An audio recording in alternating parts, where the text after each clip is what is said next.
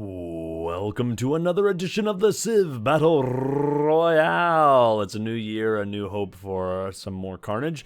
My name is Dawkinzz, and let's get right into it. We're here at part 99. Tonight we're gonna party like it's CBR part 99. Happy holidays and greetings to you all. This is user Goat on the Mountain, my fellow Blackfoot fan, coming to you with great humility and enthusiasm for the adventures we have in store today. I'm truly honored for the opportunity to wander the hexagons of this silly little cylinder together. We open today with a delightful seasonal love note from user Coyote.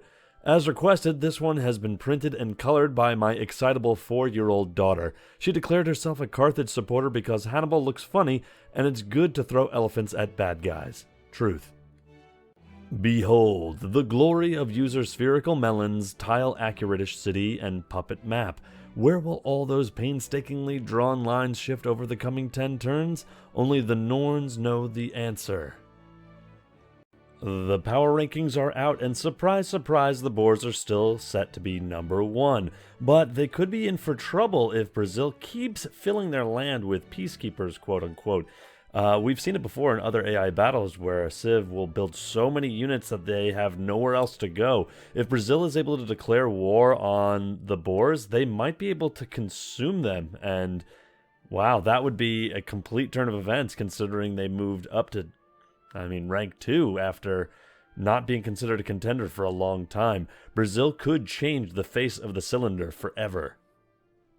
We've made it to turn 113 of the Mark Point B era, and what a journey awaits us. The nascent war for the world's tundra begins in earnest as Ekenek of the Inuit decides to get creative in his lack of melee ships and sets a squad of biotroopers astride a cyber sub and sends them forth to make war upon Natfararvik.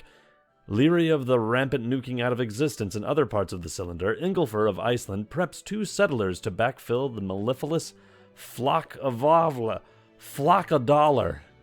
I like that one. The icy hammer falls first, though, on Husavik, and a likely target once the garbage patch is laid to watery rest. Through it all, listless Canadian remnants float in their northern leg home, though they are still more relevant than the non-nuke-carrying Inuit cybersub outside Edmonton. One final fun note here, if you track from southwest to northeast looking at the Brazilian overflow, you can see the progression from paratroopers only to almost exclusively XCOMs. It's like reading the record of a landscape through the layers of a canyon, but less peaceful and more shooty. A flood of notifications spin, though we shall never know their contents. Is it still a denouncement if no sentient creature ever hears it, or just a precursor bellowing into the digital winds? On the battlefield, the Inuit have wisely kept a good stock of civilian units, serving essentially as a seat holder for troops that may someday want in on this sector. Without those workers, there would be none of those omnipresent future world improvements and 30% more lime green parachutes. Ekenek has really gone all in on his future infantry and ranged naval mount strategy, boarding several more raiding parties down in James Bay.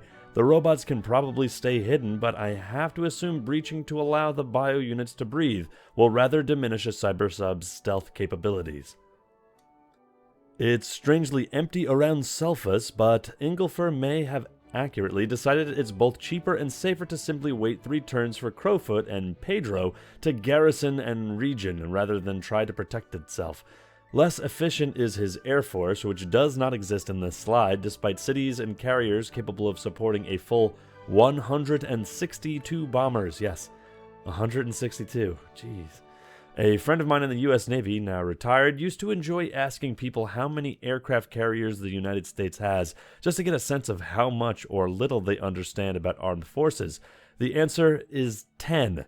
19 if you're willing to stretch the definition a little bit, and there are fewer in our entire world than Iceland has in this slide. Funny thing, the actual island of Iceland has long enjoyed the title of unsinkable aircraft carrier for its role in projecting Allied air power back in World War II. I love a bit of actual history there, thanks Goat. Finally, how is it possible that Iceland is getting more population out of their tundra towns than the Inuit?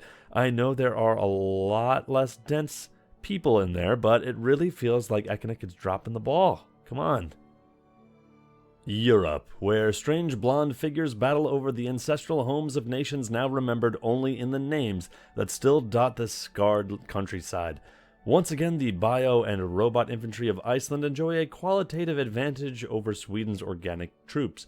That strength differential is significantly less important here, though, owing to the large swaths, whatever, tomato, of empty space and perpetual zero health status of all Iceland cities. Sweden's Air Corps is really earning its keep here. Reinforcements will be slow to arrive for either side, as Cumae is the only non-puppeted city on the entire front. Even so, Cologne and Malmö have already fallen. Now the fighting appears to be more intense south of Berlin, where soldiers engage in gritty bank-to-bank warfare among the never-ending customs houses. Before we move, let's all agree to pin an imaginary medal on Gustavus of Sweden's chest for all those properly equipped carriers. To Central Asia, where the Vietnamese take inspiration from the dwarves and retreat to their mountain holdfasts. Sad to say, Boer fans, but Kruger seems to have swallowed the bait and is totally focused on Peshawar rather than the easier, faster conquests that await across the Uttar Pradesh. One Boer biotrooper gets the order to touch off and attempts to ride the rail line into Lahore, rather than Lahore, a very understandable but strangely human mistake. A compatriot of his stops on her way to the front line, momentarily stunned to find herself standing in the rarest of places, a legend that exists only for the briefest of moments, appearing beneath radioactive clouds at the end of a flickering atomic rainbow. No man's land. The world's dictators will gobble up these unclaimed tiles within hours, but for now, she revels in the freedom. She also sheds a tear for all the scenic plantations, farms, and vineyards that still exist in this idyllic place, knowing the North African worker army will soon relocate here and replace them all with modern improvements. To the east, Australia is back on the front foot in the Northern Theater, though we've seen this too many times to be conclusive. Australia is unlikely to produce enough units to sustain a push from Rakjia and Bien Hao alone, though the new air support up north will certainly help, but they certainly have a couple of drones. It seems that this area just has those factories already in existence. Vietnam was stuck doing it, and now Australia is making the same mistake. Will they correct their ways in order to hold their land, or will Vietnam reclaim all of its territory and pop right back up to number 2? Probably not, but they could stop the advance. Up to 9 more nukes or more are waiting to leave Western Australia even more empty than it is in our own world. Aussie workers stand ready to scrub the land as fast as the fallout can fall down. For all their might, there is total of 1 Australian ship in this entire slide, and even she's staring down imminent explosive decompression. Through it all, do the spectating Kimberley laugh or weep as their ancestral homes are put to the nuclear torch? Well, good night, sweet fractured zealot kingdom. All Tiridates of Armenia ever wanted was to unite the world in the love of someone else's religion, and then watch some dudes jump out of planes. Kuchum Khan of Sabir, resentful of either his empire's wholesale conversion or his own fear of heights, vows to snuff out the flying apostles' light once and for all, though the smart money is on him getting about 66% of the way there. Yerevan should survive to the next week's centennial celebration, but not much longer than that. It's far too soon to project a result here, but that quartet of great generals west of Tegea will surely exacerbate the yawning chasm in troop quality in this war. Sweden needs to adopt more modern infantry and fast. Better troops from the south have already cost them Messine. There also seem to be a lot more giant death robots around lately, particularly in Iceland, though even the Blackfoot are experimenting with them now. I'm also quite curious about the very well-armed Boer fleet hanging out just outside of Sabir in the Black Sea. How did they get there, and why? Gularabulu? More like Gularabumlu. Haha! I pronounced that right, I think. The Vietnamese fleet is fading, but the devastated Milabinyarin and Vindijin citizenry are still far from safe. Here's a game for the cartographically inclined among you. Start sketching out a map as we go through these slides and plot out all the boundaries of the Brazilian peacekeeping force. It's pretty easy to form a great circle-style boundary around South America and see just how much of the map is being overrun, as well as where the peacekeepers of the future are due to land. Pedro of Brazil already has a good half of the map under his thumb, though not half the landmass. If 5.3 million troops can do that, how many will square that circle and bring the entire map under his benevolent, non-combative control? Could Pedro find that the world is, in the end, truly not large enough to contain him? As expected, Parks of Australia takes Tianjin, but at the cost of all the melee forces involved. I'd say it will be impossible to hold for long, but Vietnam looks barer than we've ever seen, with only 2 units north of Than Hao. Long ago, Tibet refused to found a religion. Forgotten in the centuries since then, a slot has been left open. But now the moment has arrived. Inspired by the sight of sexy vacationing Brazilians, the people of Reykjavik turn from their carrier worship to an earthy, sensual form of heathenism. As Ragnarok approaches from the west with the Night's King, they turn their eyes beyond Midgard and ponder what weird the Nords will spin, then raise a bowl of mead to the gods Odin, Theor, and Rian Monteris. For those of you who flummoxed by the Fornsior, it's a weird symbol, label, take heart. I'm a theologian by training, and even I have never come across this particular sect before. In fact, there are already vastly more adherents on the cylinder than there are on our actual globe. Wikipedia is here, fortunately, and ready to help us with the fun image of a faith based off in entering a shamanistic trance ritual complex, following the world tree to hell, then reporting back on what one has seen to the waiting congregation. I mean, that sounds pretty dope. Also, I can only assume Ingolfer refuses to move anyone to protect the Shetlands, solely so he can one day make an "Oh my Odin, they killed Kilkenny! You bastards!" joke. Checking in on our new beliefs here, we see +2 culture, a waste, and +10% growth, a reasonable enough bonus, though significantly less so at this stage of the game. It is interesting to see fertility rights go to a religion whose leadership is comprised almost exclusively of women and gay men, again per Wikipedia. I see this not as any kind of value judgment, but purely out of practical curiosity for the mechanics here. Incidentally, do you think Lutheranism's charitable missions could let them bribe the Afghan peacekeepers out of the way to finally unite Arabia? It certainly couldn't hurt to try. Arianism is still clearly the best of all religions, production, science, industrial units, and a bunch of culture, but monasteries and Jesuit education, stolen out from under the Catholics' noses, are solid for dodecatheism. Fornsior adds some gold to finish paving the North Atlantic.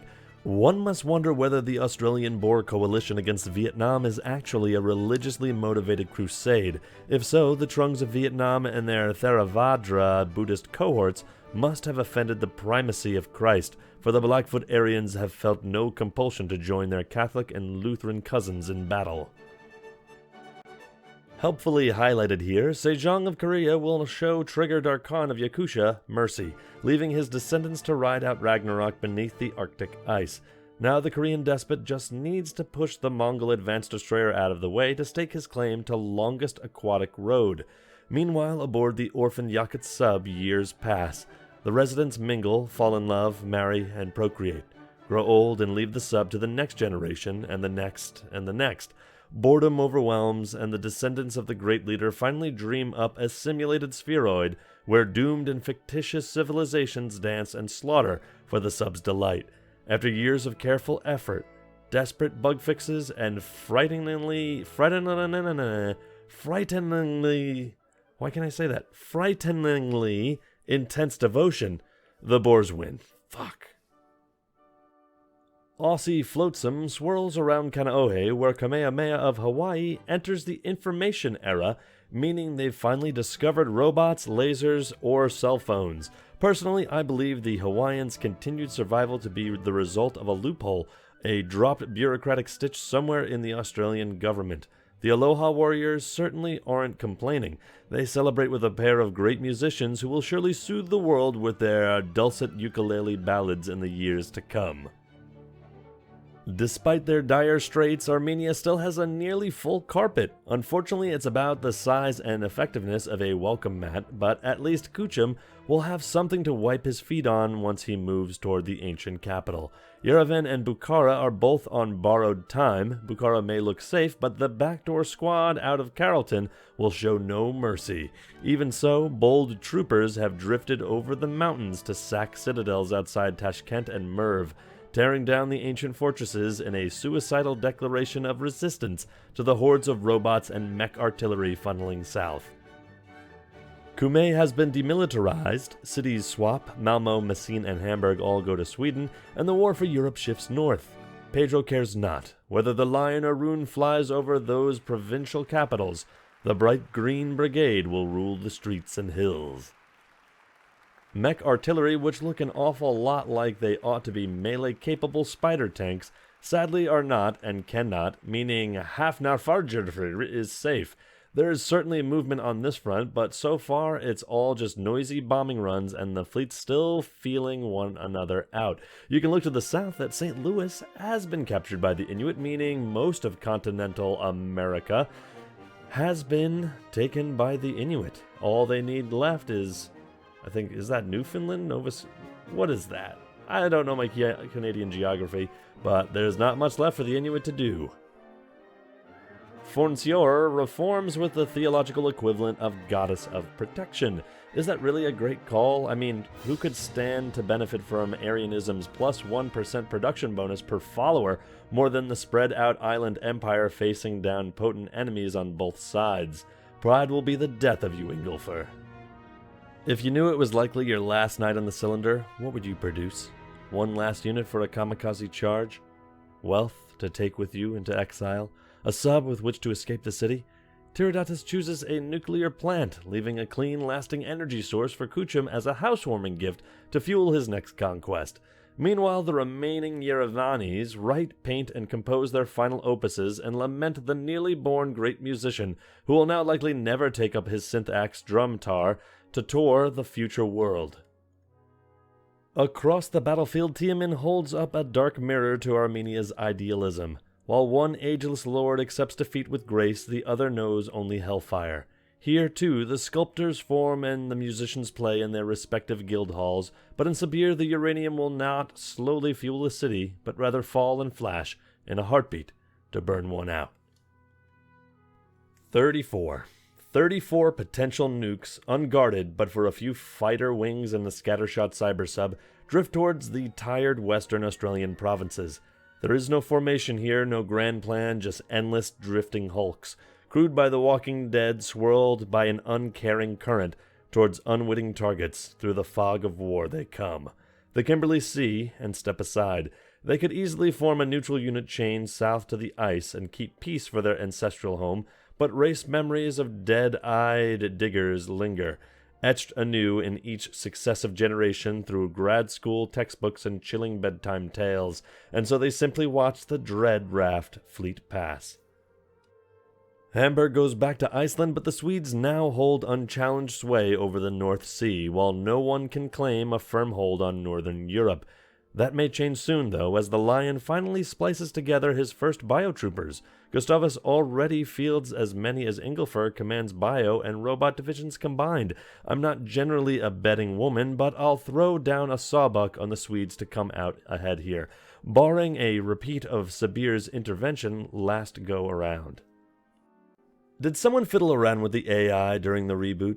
Suddenly everyone, Iceland excluded, is loading their carriers up for war. Sadly, all those nukes would be for naught in the event of a war with the walkers, owing to the neutral units protecting almost every blue and white city center. If they targeted the Blackfoot, however, that would be pretty bad. Truly, all we want for the new year is one war where neutral, unrelated third-party units don't significantly change the outcome. At least those rapidly replicating giant death robots should work as intended, smashing through the 300-meter-tall wall of ice meant to hold the wildling buccaneer horde of Petit Guave safely and forever in their swampland home. Open mouth, insert foot, and kiss that tenor goodbye. Iceland conjure up yet another army from thin air, while Gustavus forms a defensive line from Rokla to Poznan, apparently equally afraid of the Khan at his back as the rampaging Viking king. His negligence cost him Messine and Berlin, and all he can do in retaliation is settle Thingvellir, I believe, is how it's pronounced, near to the front. Berlin and Hamburg are still in play, but that forces out Cumae, and it could swarm Tegea and be on Ohrid in a heartbeat. Panning south, Iceland has 9 cities in the black. What's worse, poor Ellis has been totally nuked off the map. Rest in peace. A small crater of all that remains of a once vibrant, I presume, city. Meanwhile, if Tiridates were to declare on the heathens and bring all those paratroopers to bear, he could at least go out in a blaze of glory for a turn or two and greatly improve his inevitable greatest extent map. But for now, the Armenian army holds out hope. A bored navy floats on. Iceland turns the Mediterranean into a massive and massively depressing empty dance floor, and a lone chimera scurries over the rolling hills where lie the bones of a long-dead legionnaire. Side note, had the legendary Polish scout known the pass he once boldly held contained beneath his feet the glowing power to wipe whole cities from the map, perhaps he would have despaired at wars inevitably and simply let the Spartans pass. How the world might look now if Leonidas had succeeded in those early days is anyone's guess. Oh, glorious dawn! Only the hardest-hearted Siberian or exhausted power ranker could fail to smile as the flat gray horde are repulsed by the warmer colors, gentler hearts and simpler units to their south. Bukhara has flipped, but not fallen. Is it the mountains or simply a lack of will that will stay Sabir's heavy boots from finishing this conquest? Worth noting, Kruger has now annexed 5 of his 8 cities on this slide, whether for speeding up the Vietnam invasion or preparing for an inevitable attempt to break through the Sabir meat grinder that once doomed the Trungs. Either way, this is a good sign for the cyborgs and a worrisome one for the rest of the world. This corner of the Indian Ocean and the soft-trung underbelly are safe and whole once more, well, except for the nukes and the near-constant aerial bombardment, and the Korean tourists loudly decrying these warlike people who can't just appreciate science for its own sake, but instead must use it for something so gauche as war. Bukhara falls again, and it shan't flip back. With one leg of its tripartite base cut out, the Armenian Empire sways perilously.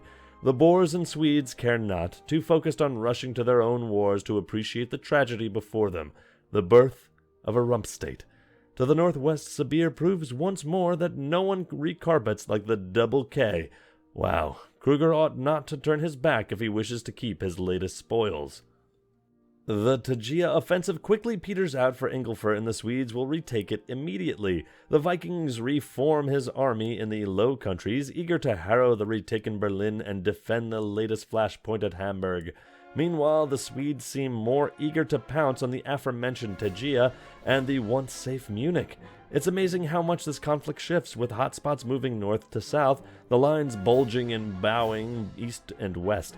While lasting progress has been scarce, this may be the most dynamic, competitive, and compelling theater across the combined history of the CBRs, the exact opposite of the Vietnam-Sabir stalemate of 1,000 years, or the many rapid steamrolls we've seen so far. Back in northern Brazil, as we're soon to be calling it, a pair of embarked biotroopers circumvent the Green Sea via a more traditionally blue one and look to emulate their worker brethren who have apparently conquered St. Louis despite being civilians. Let's call it a workers' revolution. The seaborne infantry will look to make landfall around Hafnarfjordur and possibly Husavik, beyond. Iceland will soon be off the continent and back in the watery wastelands where they belong. Also worth noting, given the small, concentrated air force supporting the Inuit conquest of the Maritimes, a wise Viking might see whether he or she could sneak a nuke or two in on Medicine Hat. Obligatory naval stat shaming time. Iceland has built 183 naval units in this slide, of which 2 are melee capable. 108 of them are aircraft carriers, 6 of which combine to support a grand sum of 12 units, while 102 host roller skating parties for middle schools and drunk millennial birthday parties. I mean, that sounds like a lot of fun. Most distressing is the one empty carrier who seems to have caught a virus that has drained it to a sliver of health.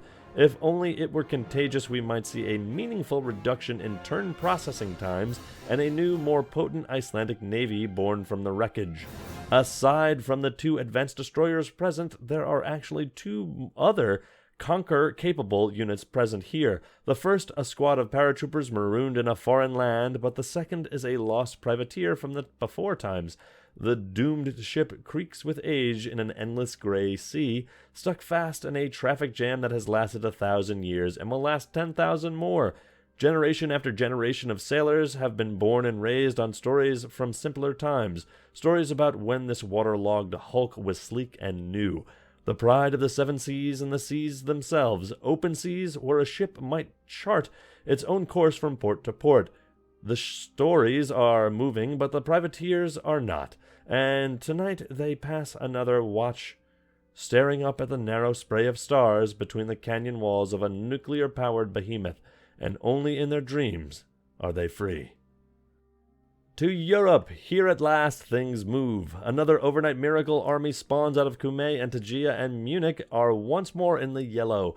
A Boer worker and Aussie rocket artillery wander aimlessly about, and through it all the relentless advance of the Brazilians, now dangerously close to the front and threatening to gum up the whole works.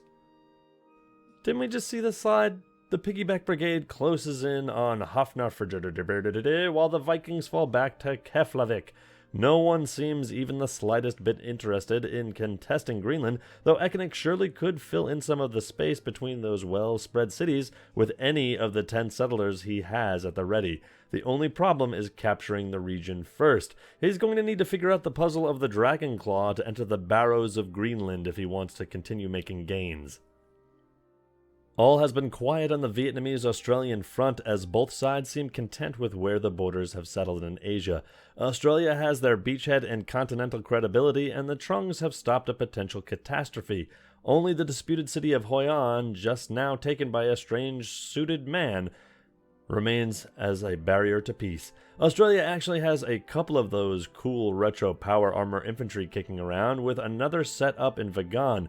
The Blackfoot are also in on the trend, but for them, these are bleeding edge, not throwbacks. Jandamara of the Kimberley dreams of escaping his archipelagic paradise home and sniping a final city from the soon-to-be-finished Armenians in the landlocked desert. Just imagine. No more waves gently lapping us to sleep. No more salt spray, just the quiet in the sand and the endless gentle hum of the Boer server farms all around us, there to rest through time unending. His lieutenants laugh and put in an order for another carrier. Please also note that Hoi An is already back in Vietnamese hands. Genghis of Mongolia's capital is kitted out for maximum production. For such a small footprint and relatively low tech level, that's a damn fine little city. All that from just 14 population, too. I also had no idea the Horde had built Oxford, books and covers and all that. Cool. The Boers have indeed decided to largely ignore bulk and test themselves against the mountains. Cougar believes himself mightier even than the tectonic plates, plotting to overcome their efforts of millions of years in a fortnight. He must secure the gateway city of Peshawar, and secure it he does. Access through Sabir has nearly delivered Lahore as well, but for some meddlesome Finns. Go telemark in your own exclave and give us our own blood sport, you bastards. I'm pretty sure Lahore is responsible for at least a chunk of that border gore, and it's starting to make me nauseous just looking at this front. The Boer army really is building up here. The Trungs could badly use a few of those nukes to clear some big holes in that line. The ruins of Ellis will lie dormant, it seems, as another nuclear-created void is papered over the borders of a newly settled Ani, already stretched out across the breadth of Aegean. Tegea may be back in green, but any road trip to Sparta from this point forward will require a passport, it seems. Also, that Chimera seems to have reproduced. Ugh. Hamburg goes yellow, and the Swedish army is looking quite mächtig in the north. They'll need all these numbers, though, if they're going to bring down those lumbering death robots out of Cumae and Neapoli. One does wonder how it's possible Ingolfur was beaten to the punch by Kruger at Ellis with so many settlers available. Is it mächtig? Is that Swedish? The non-natives are expelled from North America. Wandering through a forgotten dry dock, Ekenik stumbles across a mothballed advanced destroyer and ponders what in the cylinder it could possibly be for. He decides to test the strange design and launches it forth towards Hafnarfjarðarbær. Imagine his delight when the city promptly falls. Surely he will order an immediate production run of many, many, many more of the Sherbook miracle ship. Naval freezes over as well. Well, freezes over even more so than it was, as Greenland starts to turn blue. It's slow going, but so far the Vikes show no sign of pushing back against the icy advance. Now for a little bit of actual history from our world. This is from some research that I did for my own AI battle I did back in 2015. It was a whole lot of work. It was the Native American Battle Royale with accurate history, or as accurate as it could be. So I'm going to read a little blurb about the Inuit. So, they are the Great White Hope. Originally known as the Thule, these indigenous people were thought to have established themselves in western Alaska after crossing the Bering Strait from Siberia, yeah, shout out to Kuchum Khan, around the year 1000 AD.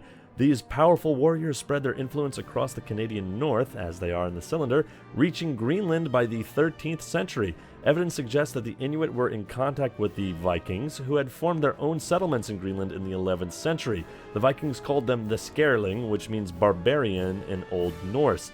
The Inuit seem to have been living up to this actual history, as the Vikings were pushed out by Inuit warriors. The Thule were quite brutal, and looks like history is repeating itself. Never mind. Iceland summons up the courage to return to St. Louis, marching in with a sole biotrooper while a fleet of cyber subs and arsenal ships nudge him onward, insisting they have his back. Just a couple of melee ships down here and Ingolfur could flip the entire eastern seaboard a time or two. Come on, Ingy, Washington is a capital. You know you can't resist it. Speaking of capitals, case in point, Iceland leave easier picking standing for the moment and seize Constantinople instead. Forces continue to menace the newly retaken Swedish Tegea and Ohrid, but Gustavus will not leave his eastern flank open again, no matter how useful those troops at Poznan and Adrianople would be in Bulgaria right about now. The advanced destroyer strikes again. The brave biotrooper in St. Louis is no match for its raw ferocity, and his so-called friends do nothing to protect him. Enchanted, Ekenik dubs the ship Isakiak, beat it with a stick in honor of its conquests. I'm not going to even try. To the north, Husavik falls. Robot infantry march up the sea floor at the end of their long, secret trek across the Atlantic seabed, storming the rocky beaches and seizing yet another Icelandic city for their master. Say no to repeal the ban. Yeah, bring us back our incense. No, we're really trying to do the opposite. It's a triple negative, see? Relations remain good between the two original North American powers despite their massive multi-front border. Looking around, it's clear the endgame is near when even the backwards quote-unquote regional powers are building building-sized nuclear warrior robots. Yeah, there they are in the top right. Wahapapupi. Yeah, haven't said that name in a while, but look at those atomic or nuclear death robots there in the top right. Yeah, Blackfoot, Blackfoot. Sorry, I'm getting a little too excited. Another devastating flip leaves few survivors for the Boers to subjugate in Trincomalee, but it does net Kruger his first slice of the Bay of Bengal. To the north, Sri Lanka are another tiny power who are nonetheless creeping up on tech level to threaten their bigger neighbors as part of the right coalition. Seriously, mech artillery are a big part of Sabir's army. Australia and Vietnam are still building UAVs. Those Vertals will soon be hover tanks, and that naval composition is already endgame ready. The only thing really missing is a top-tier infantry and a smattering of giant freaking robots. The final hours of Yerevan, and no power on Earth can save Tiridates' capital now. Worse, Sabir has secured passage through Boer territory and has sent more than enough infantry south past Artashat and Ekbatana to finish him off entirely. Gaza is defended only by merchants, traders, builders, and a lone Mamikonian. I fear the Kimberley will never get their desert conquest. Yeah, desert conquest. Ugh. The fledgling Boer cities of Gapan and Tundra, those sweet summer settlements, who've never seen violence but only read of it on the Neuronet, will soon witness firsthand the harsh realities of the cylindrical life. In this place, genocide is justified for so small a reward as 6 tiles of desert farmland and mines. Gyumri offers to take the fleeing great musician that he may record for all time his experiences. Perhaps the next generation will learn from this one's cruelty. In a truly stunning development, Reykjavik falls. Close enough. And all it cost Sweden was Tagia. Tagia is legally required to change hands once every 3 turns anyway. It's amazing to think of a Cologne for Ohrid swap, unlikely but totally plausible, spinning this war's long east-west front a full 90 degrees, with a northern Sweden battling a purely southern Iceland. This war is a treasure. Sweden's army is growing impressively. They have more than enough in Germany to hold the line in the west, and a massive reserve force around Rokla and Poznan. Snatch back Reykjavik, maybe add Ohrid and sue Ingolfur. This might be your last chance. Info time. Yep. First up, the Ministries of War. Iceland and Sweden are surprisingly close now, considering their production gap and the size of the North Atlantic garbage patch. I wonder how much Sweden's complete air superiority is doing to bridge the difference. Are Brazil and the Blackfoot finally leveling off? Maybe try erecting some buildings, guys. Infrastructure matters in the long run. Beyond those two, the fall of Armenia, a minor Inuit dip, everyone else seems to have leveled off and declared themselves content with their forces. Bonus game, try to guess the Buccaneers' treadline. It's tough, but see if you can connect the dots where tiny black gaps appear in other lines to figure out where the Black Fleet stands. Ministries of Health and Agriculture. Mark my words, before long that Bohr 900 million will drop to 1. In the blink of an ocular sensor, the flip of a few ones and zeros, silence will fall and the singularity will arrive. Nearly 1 billion lost artificial souls will leap free from the samsara wheel of this war world's suffering and find the moksha of absolute oneness with Kruger, or is it Hatsune Miku, the avatar as whom he shall live on forever? Below, the Samba Kings surge past the Ice Lords, Vietnam crumbles, and the Swedes are now on par with the Kimberley. It really would be helpful if these numbers were linear with citizen counts rather than logarithmic. Comparing population with production, for instance, really makes some otherwise perfectly nice civs look catastrophically lazy. Down at the bottom, Armenia defiantly declares, "We are still here," and refuse to board the sub. Ministries of Industry. The Boers have a 2-to-1 advantage over third place, and the Inuit are nearly there as well. Just a bit more of Greenland will get them there too.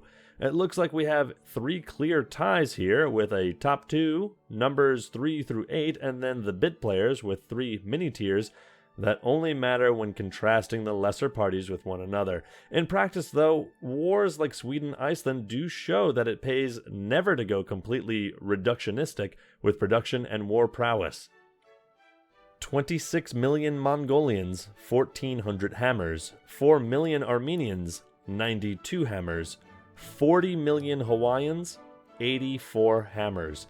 Question: how many Hawaiians does it take to screw in a light bulb? Answer: have you seen the population chart? You lost them at screw. Ministries of War. 5.3 million troops is a tremendous achievement, but can you imagine how boring Pedro's playstyle would be? Just 80 turns of clicking build unit, then end turn. A couple of turns invading Texas, and then another 40 cycles of units and waiting while everyone else has fun.